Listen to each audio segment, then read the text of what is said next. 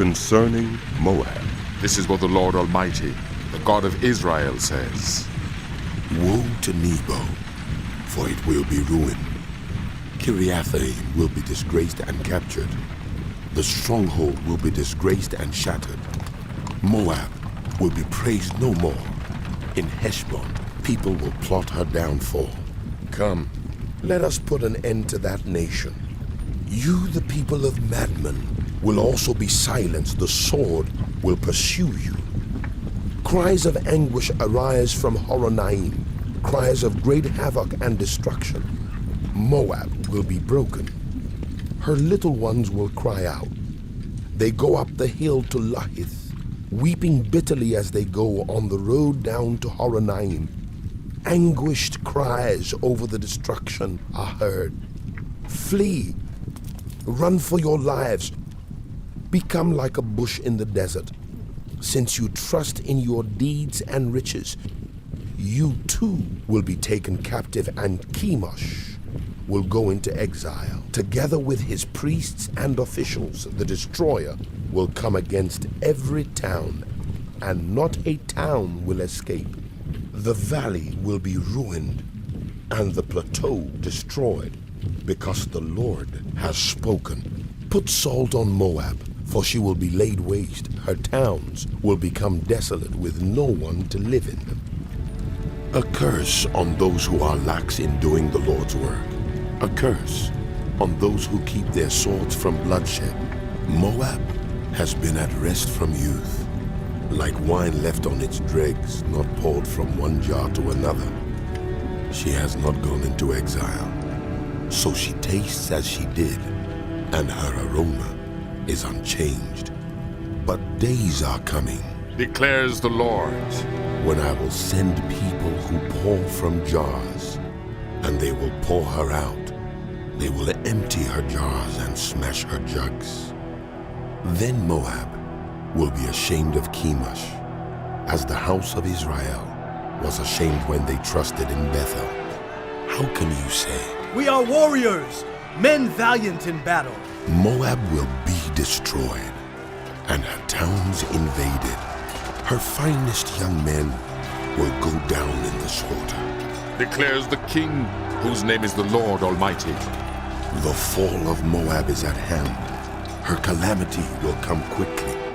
Mourn for her, all who live around her, all who know her fame. Say, how broken is the mighty scepter! How broken the glorious staff!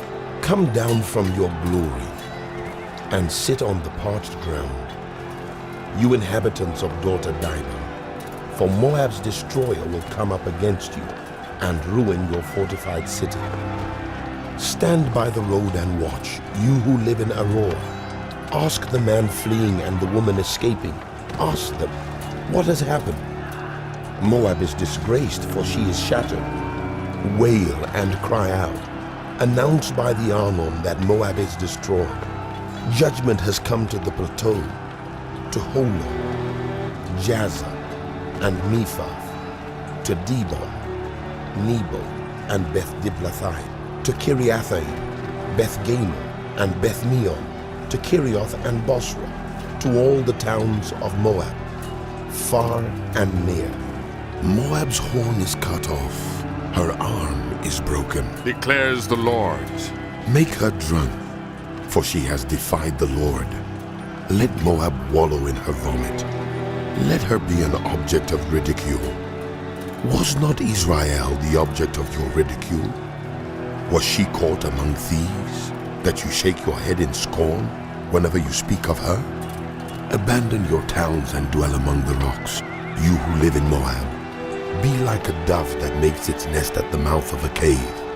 We have heard of Moab's pride, her overweening pride and conceit, her pride and arrogance, and the haughtiness of her heart. I know her insolence, but it is futile, declares the Lord, and her boast accomplished nothing. Therefore I wail over Moab.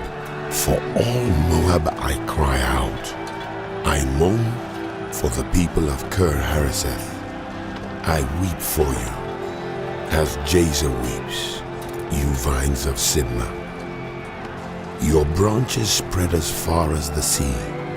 They reached as far as Jazer.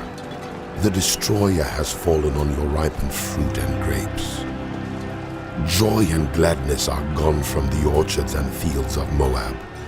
I have stopped the flow of wine from the presses. No one treads them with shouts of joy. Although there are shouts, there are not shouts of joy. The sound of their cry rises from Heshbon to Elealeh and Jahaz, from Zoar as far as Horonaim, and Eglath-Shelishir, for even the waters of Nimrim are dried up. In Moab, I will put an end to those who make offerings on the high places and burn incense to their gods, declares the Lord. So my heart laments for Moab like the music of a pipe. It laments like a pipe for the people of Kir-Hareseth. The wealth they acquired is gone. Every head is shaved and every beard cut off. Every hand is slashed and every waist is covered with sackcloth. On all the roofs in Moab and in the public squares there is nothing but mourning, for I have broken Moab like a jar that no one wants, declares the Lord. How shattered she is, how they wail, how Moab turns her back in shame. Moab has become an object of ridicule, an object of horror to all those around her. This is what the Lord says. Look, an eagle is swooping down, spreading its wings over Moab. Kerioth will be captured and the strongholds taken. In that day, the hearts of Moab's warriors will be like the heart of a woman in labor. Moab will be destroyed as a nation because she defied the Lord. Terror and pit and snare await you, you people of Moab, declares the Lord.